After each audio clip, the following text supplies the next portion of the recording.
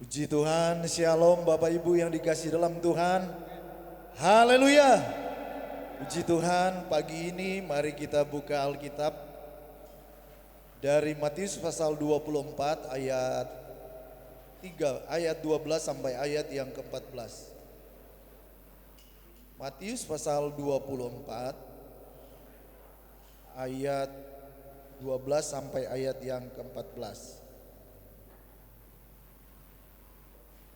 Saya beri tema kasih yang setia sampai akhir. Mari kita baca bersama. 1, 2, 3. Dan banyak orang akan murtad. Sekali lagi ya, Matius pasal 24 maksud saya. Ayat 12 sampai 14. 1, 2, 3. Dan banyak orang akan murtad. Oh ya, saya baca di HP aja ya. Harusnya saya pakai apa namanya? Oh ya, langsung di depan ya. 1, 2, 3. Dan karena makin bertambahnya kedurhakaan, maka kasih kebanyakan orang akan menjadi dingin. Kalau ayat yang ke-13, tetapi orang yang bertahan sampai pada kesudahannya akan selamat. Katakan amin. Kasih yang setia sampai akhir. Dan karena makin banyak bertambah, karena makin bertambahnya kedurhakaan, maka kasih kebanyakan orang akan menjadi dingin. Saudara, kalau kita lihat dalam Amsal pasal yang ketiga, ayat 3 dan ayat yang keempat, janganlah kiranya kasih dan setia meninggalkan engkau, kalungkanlah itu pada lehermu, dan tuliskanlah itu pada loh hatimu, maka engkau akan mendapat penghargaan, mendapat kasih dan penghargaan dalam pandangan Allah serta manusia. Pada pasal 24 ketika Tuhan Yesus sedang mengajar dan dia sedang berbicara tentang apa yang akan terjadi di akhir zaman. Tuhan Yesus berkata ada tanda-tanda menjelang kedatangan Tuhan. Ciri-cirinya dia bilang waspadalah. Karena akan datang pengajar-pengajar sesat. Guru-guru palsu. Sekarang banyak orang yang tidak punya dasar teologi yang benar. Comot sana comot sini kemudian mulai berbicara.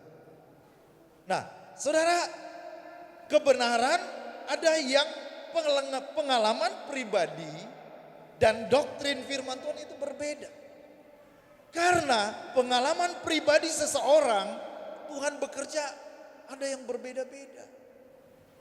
Dan itu tidak harus dipatenkan sebagai doktrin, dasar, pijakan. Bagaimana kita mengikuti Tuhan dan kebenaran. Akan datang banyak pengajaran sesat.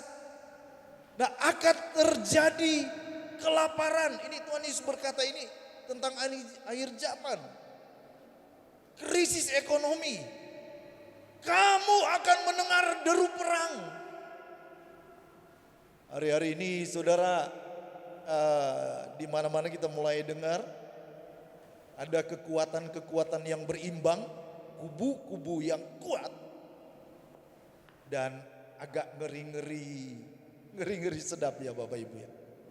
Kalau terjadi perang dunia yang ketiga ini bukan perang zaman perang 1 dan 2. Ini perang nuklir Bapak Ibu. Hanya tekan tombol dan bisa tenggelam pulau demi pulau.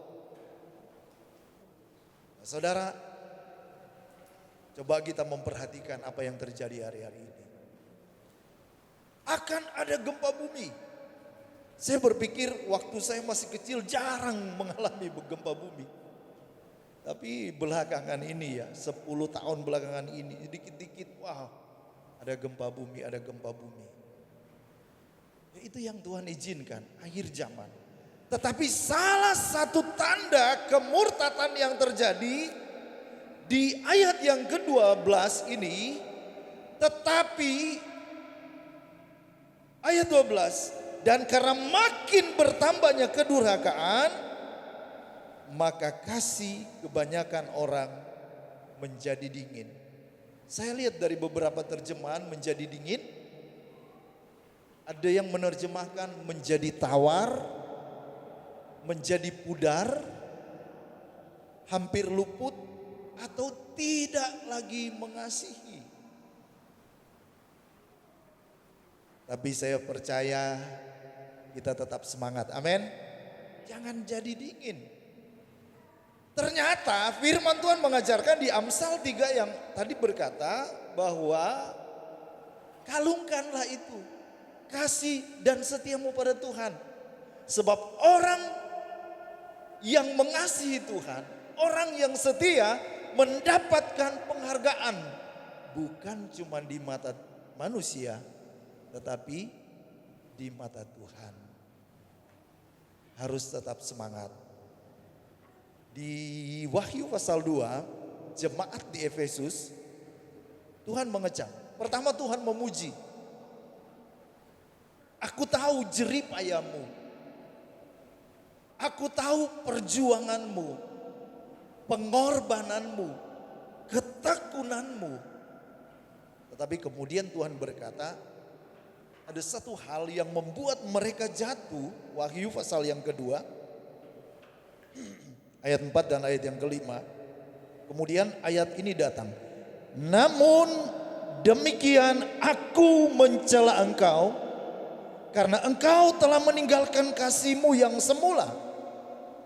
Sebab itu ingatlah betapa dalamnya engkau telah jatuh.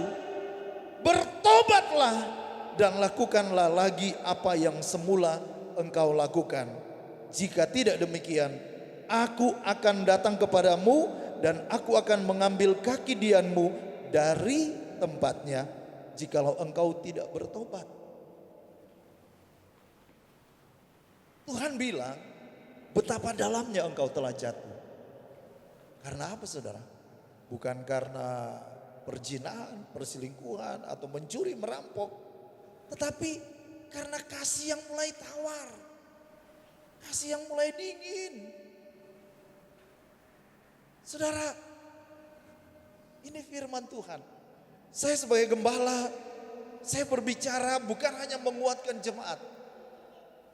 Sebab sama, kalau hari ini kita kuat, belum tentu besok. Kalau kita tidak saling mengingatkan. Amin. Kalau kita tidak saling menguatkan, mengapa kita ke gereja? Di sini kita saling mendoakan, di sini kita saling menegur, di sini kita saling menguatkan satu dengan yang lain. Bukan untuk menjatuhkan, bukan untuk melemahkan, tetapi untuk saling mensupport. Puji Tuhan. Saya mendengar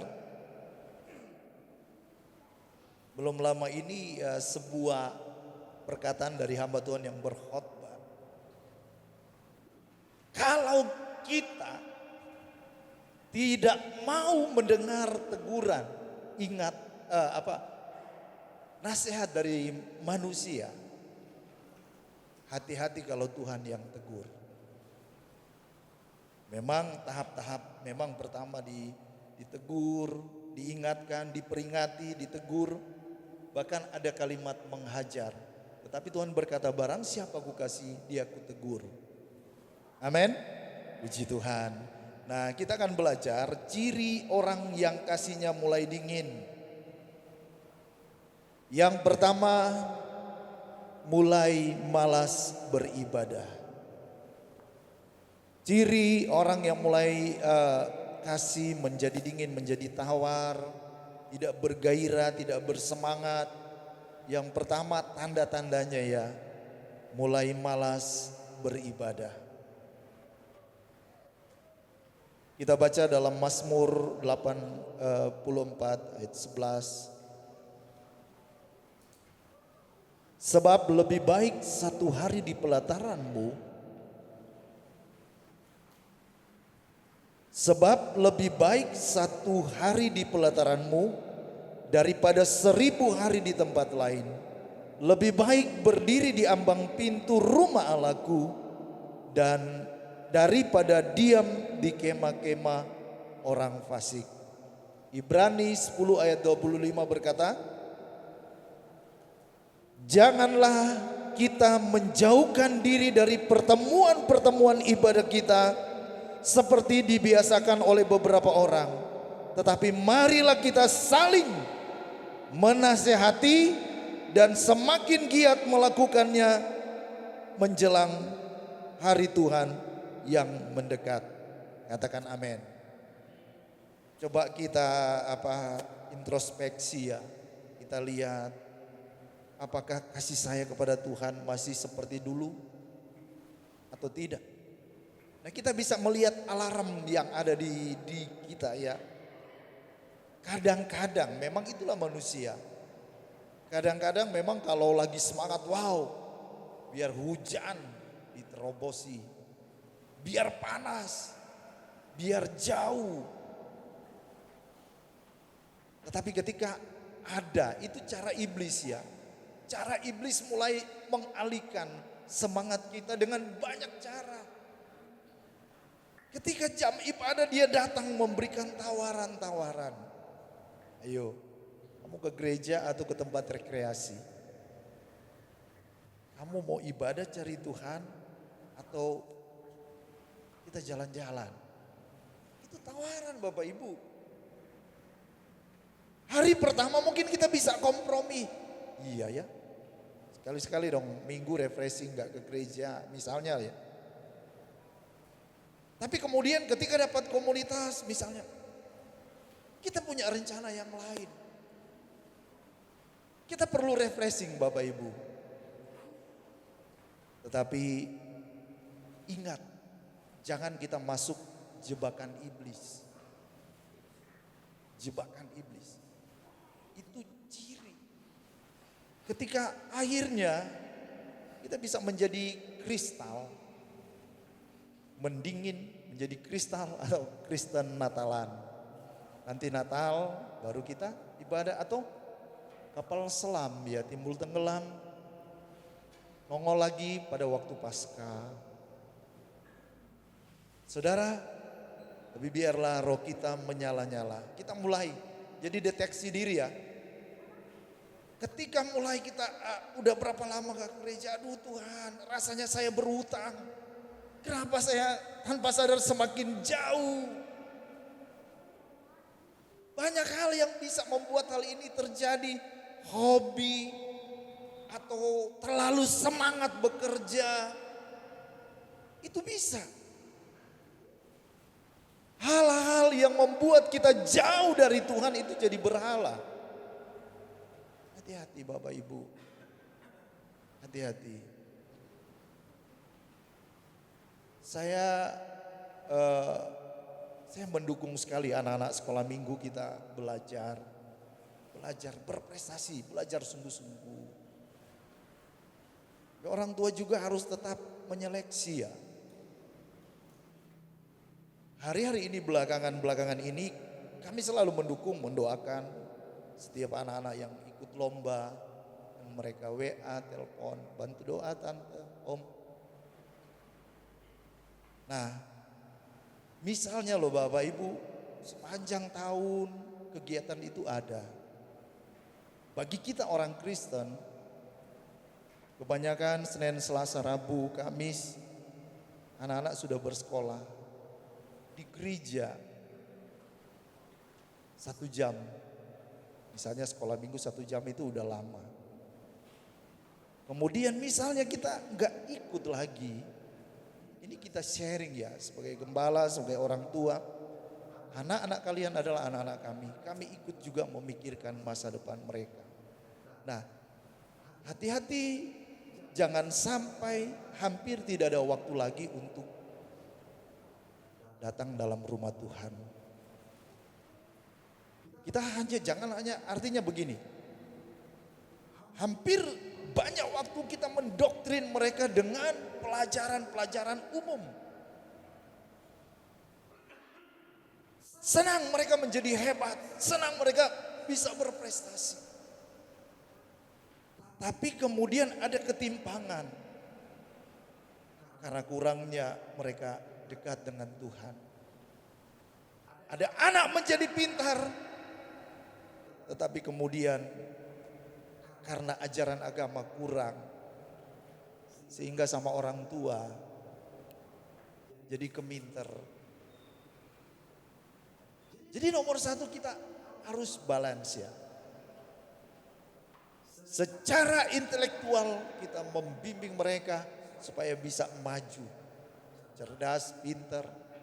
Tapi secara mental, secara rohani kita harus mendasari hidup mereka. Harus takut akan Tuhan, hormati orang tua. Amin. Saudara, bukan berarti ya kami melarang, enggak. Kami mendukung keberhasilan anak-anak semua. Karena anak-anak di Logos ini remaja, waduh banyak, sekolah minggu semangat-semangat, puji Tuhan. Artinya kita pikirkan bersama supaya balance, itu keseimbangan. Sebab orang-orang akhir zaman ini, kenapa di barat itu lebih banyak gereja itu orang-orang tua. Ya belakangan ini saya melihat aja di beberapa kota besar mulai ada kebangkitan rohani ya. Tapi kenapa ada banyak gereja yang sudah sekian ratus tahun, ribuan tahun jadi kosong dan tidak ada yang beribadah. Hanya orang-orang tua saja. Karena generasi muda ini lebih banyak ke logika. Mulai jauh dari ibadah. Banyak yang jadi ateis. Itu yang harus kita bangun bersama. Sebab kita membangun generasi kita bukan hanya cerdas, intelektual. Tetapi secara spiritual mereka hidup takut akan Tuhan. Amin. Puji Tuhan. Nah, ciri ketika kita mulai menjadi dingin, mulai malas beribadah. Jadi kita harus bangkit, semangat. Amin. Semangat, puji Tuhan. Yang kedua, mulai malas berdoa dan baca firman Tuhan. Mazmur 1 ayat 2 dan 3, tetapi yang kesukaannya ialah Taurat Tuhan dan yang merenungkan Taurat itu siang dan malam. Ia seperti pohon yang ditanam di tepi aliran air yang menghasilkan buahnya pada musimnya dan yang tidak layu daunnya, apa saja yang diperbuatnya berhasil. Aduh, ketika sudah mulai malas berdoa, bangun pagi langsung kerja, jadi udah jauh dari Tuhan. Makanya kadang-kadang semua kita bisa sibuk sana sini tapi rasanya ada yang kosong. Karena kita mungkin mulai jauh dari Tuhan. Sebab ketika kita baca firman Tuhan, ketika kita berdoa, di situ kita menemukan kekuatan. Di situ kita menemukan kedekatan kita dengan Tuhan. Firman Tuhan mengajarkan bahwa hanya dekat Allah saja aku tenang. Ayo. Kalau hari-hari ini, aduh mau berdoa aja udah malas, mau tidur aja gak berdoa, bangun pagi gak berdoa, apalagi gak ada doa pribadi, lama-lama kering Bapak Ibu, kita gak bisa terhubung. Seperti lagu yang kita nyanyikan, ku terhubung denganmu, selalu melekat di hatimu. Lewat apa? Lewat doa. Bapak Ibu, ada donatur yang sudah belikan renungan harian. Donaturnya dari jauh loh ya. Ya bulan dia udah kasih renungan harian. Dari mana Mam? Dari Tuban. Dari Tuban. Ketemu sama orangnya kita gak pernah. Cuman mamanya pernah ketemu ya sama kita. Itu kirim. Kirim terus. Karena apa? Dia terbeban supaya kita bertumbuh bersama. Ayo bangkit, semangat, semangat. Puji Tuhan. Jadi jangan malas berdoa, jangan malas baca firman Tuhan atau renungan.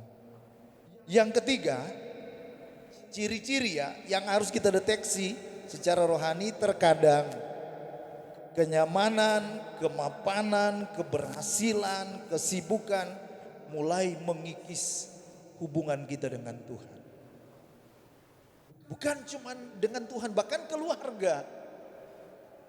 Hati-hati, itu bisa menyebabkan kasih dalam keluarga juga bisa dingin. Kalau kita terlalu sibuk dan kita lupa ada pribadi-pribadi yang haus perhatian kita, haus kasih sayang kita, itu bisa berkurang. Demikian juga dengan Tuhan. Kasih Tuhan gak pernah luntur, gak pernah pudar. Kasih Tuhan itu dia terima kita apa adanya, dia gak lihat latar belakang kita, dia gak lihat ekonomi kita, pendidikan kita, dia terima kita apa adanya. Tapi dari diri kita ketika kita mulai terlalu sibuk sekali lagi. Mungkin karena pekerjaan yang membutuhkan kita harus ada di situ terus. Jangan lupa sekali lagi keseimbangan. Kita bangun pekerjaan, jangan melalaikan keluarga. Amin. Bapak-bapak, ibu-ibu, kita bangun pekerjaan yang baik, lancar. Jangan lupa anak-anak kita. Kan ada banyak kejadian di kota-kota besar. Ketika anak tidur malam, bangun pagi, papanya udah berangkat kerja. Waktu sore, papanya pulang malam, anaknya udah tidur. Hari-hari begitu, tahun demi tahun. Makanya banyak anak-anak lebih akrab dengan asisten rumah tangganya. Karena ketika orang tuanya ada waktu, orang tuanya lebih ke hobi. Sehingga anaknya, gimana papaku ya, mamaku ya, tidak peduli sama aku. Makanya terjadi fenomena ada anak-anak lebih sayang kepada susternya ya daripada papa mamanya. Karena hampir tidak beri waktu. Nah demikian juga kita dengan Tuhan. Harus sekali lagi sebagai gembala untuk menjaga keseimbangan. Rumah tangga kita harus jaga, kita harus perjuangkan. Demikian juga hubungan kita dengan Tuhan. Cara iblis, kalau kita belajar di ayat-ayat yang lain, iblis memang membuat kita sibuk. Iblis membuat kita lupa ibadah, lupa kesehatan, lupa segalanya. Akhirnya ujung-ujungnya apa saudara? Haleluya. Saya berapa kali ngomong ada satu orang dulu ya. Ayo, apaan ke gereja lagi doa. Ya om, saya belum siap, sibuk. Ini fakta. Tapi kemudian sampai terakhir enggak ke gereja lagi. Sampai dipanggil Tuhan. Itu manusia. Walaupun kita berpikir kita muda, sehat. Hidup kita enggak tahu hari besok. Puji Tuhan, haleluya. Agar kasih tidak menjadi dingin, selalu nomor satu, selalu mengingat kasih Tuhan. Ibrani 12 ayat 3, ingatlah selalu akan Dia yang tekun menanggung batahan yang sehebat itu terhadap dirinya dari pihak orang-orang berdosa, supaya jangan kamu menjadi lemah dan putus asa. Supaya kita tetap hidup dalam kasih yang luar biasa. Selalu ingat akan kasih Tuhan. Sekali lagi, kalau dalam hubungan keluarga, suami istri, Kadang-kadang cuma masalah kopi agak kemanisan atau kurang gula. Pasangan udah ngamuk. Kopi apa ini? Gak enak. Udah marah-marah, hilang damai sejahtera, hilang sukacita. Padahal kita lupa ke pasangan kita masih tidur, dia udah bangun pagi, udah masak yang mungkin kesukaan kita. Sambil gendong anak mungkin sambil iris-iris ini. Kita lupa banyak hal baik yang dia lakukan. Itu kan, kadang orang lebih ingat yang salahnya toh. Padahal salah kecil. Ibu gembala ini orangnya sabar baik. Makanya ketika saya ada apa gitu, saya ingat waduh betapa perjuangannya luar biasa. Melahirkan anak-anak saya aja pertaruhan nyawa. Nah saudara, ketika kita mengingat akan kebaikan-kebaikan pasangan kita, itu membuat kita semakin cinta. Nah ketika kita mengingat kasih Tuhan yang luar biasa, kita bilang wow terima kasih Tuhan. Siapa sih kita semua? Ketika kita dilayakan jadi anak Tuhan, dipercayakan ini itu semua anugerah. Kita harus tetap mengingat kasih Tuhan. Itu membuat kita kuat. Kasih yang abadi, kasih yang kekal, kasih yang gak bersyarat. Kalau orang dunia mau bersahabat dengan kita, gak semua tulus. Ada yang mau baik karena ada maunya. Jadi sahabat yang setia itu, yang baik itu, yang kadang-kadang menegur kita. Kalau salah kamu, kawan kamu udah salah, jangan gitu, gak baik. Kalau kasih yang gak tulus cuma puji-puji, oh iya kamu baik, iya kamu gini-gini. Walaupun udah masuk jurang, itu kalau gak tulus. Tapi kasih Tuhan selalu kasih yang tulus. Nah yang kedua, supaya kasih kita tetap bersemangat. Yang kedua, jangan tinggalkan ibadah. 1 Timotius 4 ayat yang ke-8, mari kita baca bersama. 1, 2, 3. Latihan badani terbatas gunanya, tetapi ibadah itu berguna dalam segala hal karena mengandung janji, baik untuk hidup ini maupun untuk hidup yang akan datang. Katakan amin. Puji Tuhan. Yang ketiga, terakhir ya, bergaul dengan teman-teman yang cinta Tuhan. Amin. Boleh sih dengan siapa saja, tapi kita harus bangun hubungan erat dengan orang-orang yang bersemangat. Kalau kita kumpul dengan orang-orang yang barisan sakit hati, terus berlama-lama di situ, lama-lama hati kita tercemar. Ikut sakit hati. Orang-orang yang gak bersemangat, lama-lama kita gak bersemangat. Tapi kita kumpul dengan orang-orang yang bersemangat, suka ibadah, suka berdoa, semangat memuji, semangat menyembah Tuhan. Itu akan beda Bapak Ibu. Saya ini orang yang sebenarnya minder. Dari dulu sekolah agak minderan. Tapi pernah berteman dengan dua kelompok. Kelompok yang jauh dari Tuhan, meler-meler. Jadi sama orang yang baik-baik. Ketika waktu itu kita kumpul dengan orang-orang yang gak suka ibadah. Terbawa gak suka ibadah. Tetapi ketika kumpul dengan teman-teman, saya ingat ketika saya masuk sekolah Alkitab ya, gak nyangka karena kita dari sekian banyak yang masuk sekolah teologi ya, belum tentu semua jadi gembala atau jadi pelayan Tuhan. Ada yang gak kuat ya mundur, bisa murtad. Tapi kemudian kumpul dengan, saya ingat kita kelompok saya ini, orang-orang yang cinta Tuhan, orang-orang yang suka belajar, orang-orang yang semangat melayani. Saya diajak ikut vokal grup, nyanyi, diajak pelayanan. Lama-lama timbul rasa percaya diri. Semangat.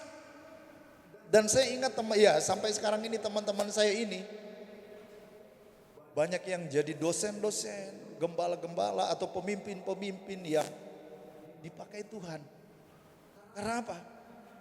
Saudara, dengan siapa kita kumpul, itu banyak menentukan masa depan kita. Sebenarnya nggak enak kalau saya cerita pernah kumpul dengan orang-orang yang nggak takut akan Tuhan, orang-orang yang pakai narkoba, orang-orang yang suka berkelahi. Kalau saya hidup hari ini anugerah Tuhan. Saudara, perjalanan pernah udah berapa kali udah nggak asing. Kadang kalau dunia kayak gitu, orang yang menjalani hukum rimba, terkadang pisau yang tajam udah ditodongkan di leher, ngeri. Kalau saya hidup hari ini anugerah Tuhan. Saya ingat pernah di satu kumpulan, karena ini pergaulan ya. Ada orang yang tusuk saya Bapak Ibu. Teman saya yang tangki sampai bolong tangannya. Ini apa? Karena pergaulan. Satu waktu saya bilang, Tuhan saya nggak mau kayak begini Tuhan. Ini bisa saja besok saya masih hidup atau tidak. Keluar dari situasi ini. Saya berkomitmen, Tuhan saya mau hidup menjadi terang. Saya mau hidup berguna bagi Tuhan. Saya mau cari Tuhan sungguh-sungguh. Saudara, dengan siapa kita kumpul, dengan siapa kita bergaul, itu banyak menentukan masa depanmu. Itu akan menentukan semangat tidakmu engkau datang di gereja, engkau melayani Tuhan, engkau menjadi pribadi yang baik, engkau menjadi pribadi yang berguna. Tuhan gak lihat latar belakangmu, Tuhan gak lihat kepintaranmu. Ada orang pintar tapi gak kuat mental, gampang tersinggung, mudah menyerah. Ada orang di sekolah biasa-biasa saja. Di pendidikan ulangannya biasa-biasa saja. Tapi kuat daya juangnya, gak mudah menyerah, gak mudah ngambek, gak mudah mundur. Dan waktu yang akan menunjukkan orang-orang yang tekun, orang-orang yang setia, orang-orang yang punya daya tahan, orang-orang yang punya daya juang. Berapa tahun kemudian akan terjadi perbedaan dengan orang-orang yang kurang sabar. Maunya instan, maunya gampang. Hidup itu keras, hidup itu tidak mudah, hidup itu butuh perjuangan, butuh ketekunan, butuh belajar, butuh beradaptasi. Ya, orang yang bisa beradaptasi dengan setiap zaman, itu yang akan mampu bertahan. Setiap zaman berubah, setiap zaman berubah. Kenapa ada hewan-hewan tertentu? Itu dia, termasuk buaya ya. Dia bisa menurut ilmu pengetahuan yang saya lihat ikut. Kenapa dia bisa bertahan, beradaptasi dengan iklim-iklim yang keras. Bahkan di Afrika sana. Dia mampu beradaptasi dalam berbagai iklim yang keras. Pada waktu kekeringan atau banjir, mampu. Nah, balik lagi sekali lagi, kita balik ke konteks. Saudara, mari kita berteman dengan orang-orang yang bersemangat. Bukan berarti lupakan yang lain. Terus berteman dengan siapa, jadilah saksi, jadi berkat. Tetapi supaya level kita naik, kita berteman juga dengan orang-orang yang semangat bekerja, semangat beribadah. Jangan semangat malasnya Bapak Ibu. Jangan cuma duduk merenung. Ketika kita bermimpi, memimpikan saya ingin jadi ini ke depan. Mulailah. Ketika membangun sebuah gedung yang besar, gak langsung jadi gedung besar. Tetapi ada susunan bata satu demi satu sampai dia menjadi indah, baik dan kokoh. Itu satu persatu. Demikian juga mari kita raih mimpi kita nomor satu, kita setia bertahan di dalam Tuhan, setia sampai akhir. Sekali Yesus, selamanya Yesus. Tuhan Yesus memberkati, amin. Puji Tuhan. Selamat pagi semua, mari kita bangkit berdiri. Kita nyanyikan pujian sekali Yesus, selamanya Yesus. Dalam segala keadaan, waktu berlimpah maupun kurang, tetap Yesus yang mempesona hatiku. Dia beri damai dan kesempatan baru di setiap musim kehidupan. Waktu ku kuat maupun lemah, tetap Yesus yang mempesona hatiku. Dia beri hidup dan kesempatan baru. Sekali Yesus, selamanya Yesus. Harapanku takkan hilang, karena kasih-Nya sekarang ku ada. Oh Yesusku, ku cintakan selamanya. Mari wanita nyanyikan pujian ini, bait yang pertama.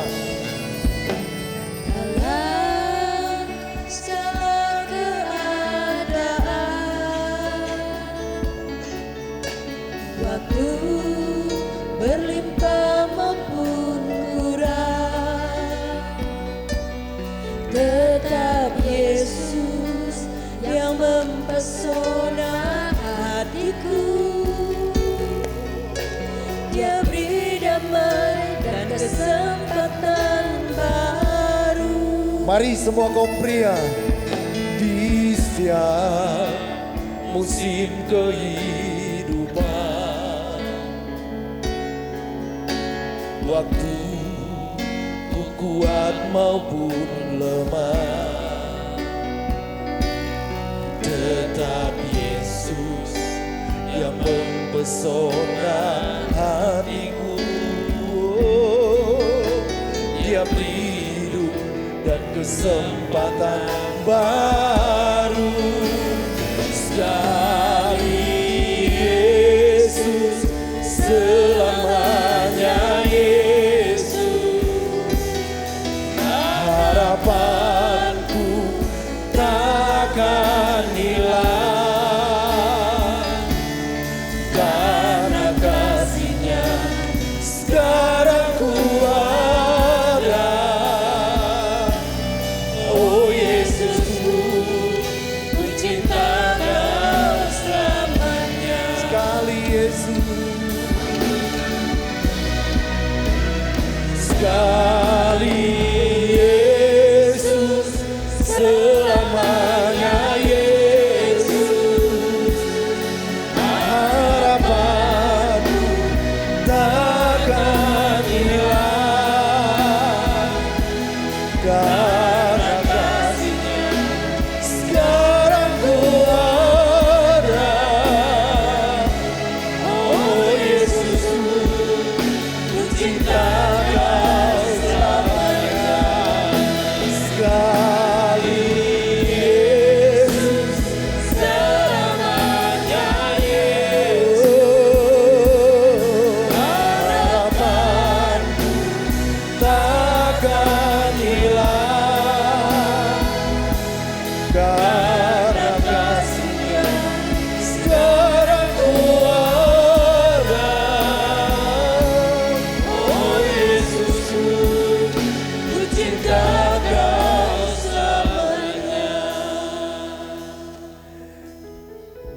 segala keadaan, kerinduan hati Tuhan. Biar kasih kita tidak pudar, tidak tawar, tidak luntur, tidak lemah. Dalam segala keadaan, dalam setiap musim kehidupan, pertahankanlah kasih itu.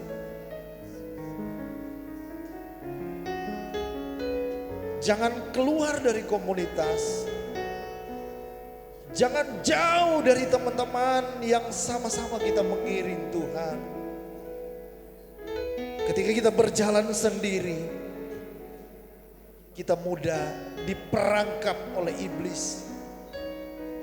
Sebab iblis itu dia menjebak, dia memerangkap orang percaya dengan berbagai tipu daya.